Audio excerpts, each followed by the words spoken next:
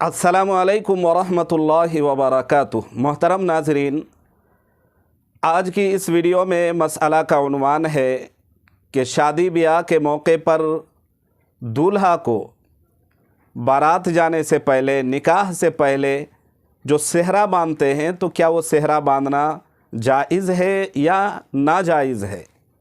यह अमल कुरान और हदीस से साबित है। शरई नुक्ते नज़र से इस अमल की क्या हैसियत है?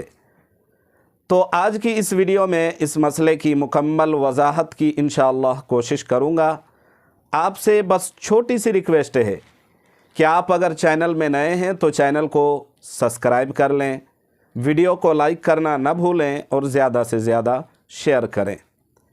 तो चलिए चलते हैं मसले के जवाब की ओर। जवाबन अर्ज़ है कि हमारे मुस्लिम माशरे में खुसूसन बहुत सारी ऐसी चीज़ें जो रस्म के तौर पर दर आई हैं, घुस आई हैं, और बहुत सारी चीज़ें ऐसे मिल गई हैं और इस कदर जो है न आमेज़िश हो गई है कि ये समझना मुश्किल हो गया है कि जिस चीज़ पर हम अमल कर रहे हैं आया वो दीन और शरीयत का हिस्सा है या दीन से अलग है।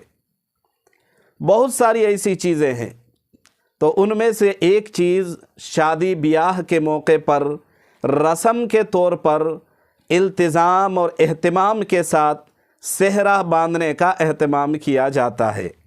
तो जान लीजिए कि शादी ब्याह के मौके पर सेहरा का बांधना ये हिंदुआना रस्म है, ये फ़कत रस्म है।